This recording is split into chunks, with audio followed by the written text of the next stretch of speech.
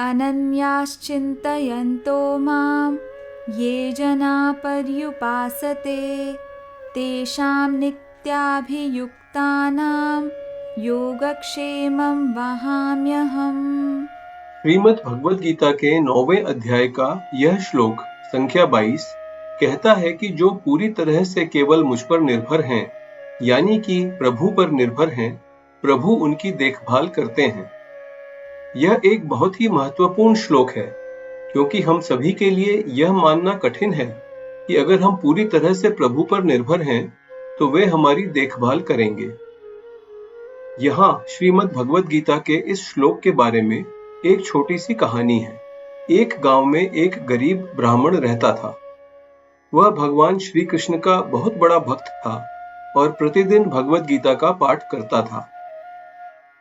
एक दिन उसके घर में खाने को कुछ नहीं था, परंतु वह नियमानुसार अपने घर के पास एक पेड़ के नीचे बैठकर भगवद गीता का पाठ कर रहा था। जब वह इस श्लोक पर पहुंचा, तो उसे विचार आया कि मैं भगवान श्री कृष्ण का भक्त हूं और इस श्लोक में भगवान वादा करते हैं कि वे मेरी सभी जरूरतों को पूरा करेंगे, लेकिन आज मेरे घर में खाने को कुछ भी नहीं है।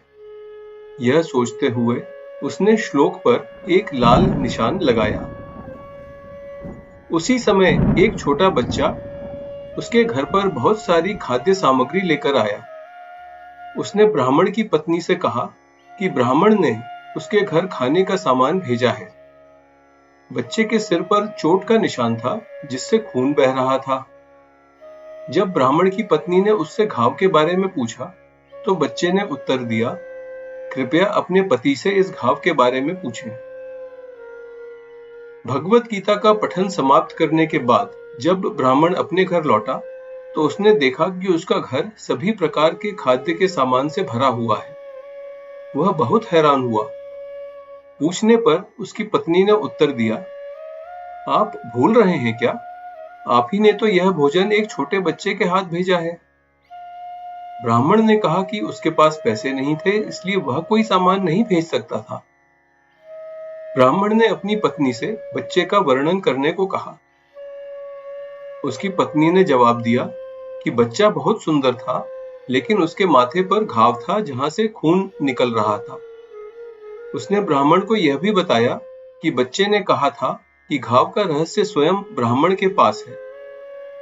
ब्राह्मण तुरंत समझ गया कि भगवान श्री कृष्ण स्वयं भोजन लेकर आए थे और लाल निशान वह निशान था जो उसने भगवद गीता में बनाया था।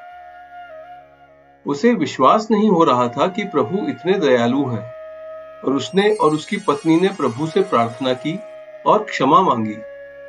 श्रीमद् भगवद गीता के इस श्लोक पर अविश्वास करने के लिए ब्राह्मण ने विशेष रूप से क्षमा मांगी।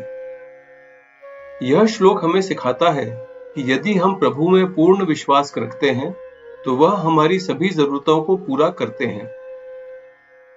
अगर आपको यह वीडियो पसंद आया हो, तो कृपया लाइक बटन पर क्लिक करें, चैनल को सब्सक्राइब करें और इस वीडियो को अपने परिवार और दोस्तों के साथ शेयर करें। हमारे चैनल से अपडेट पाने के लिए कृपया बेल आइकन पर क्लिक करें। धन्यवाद।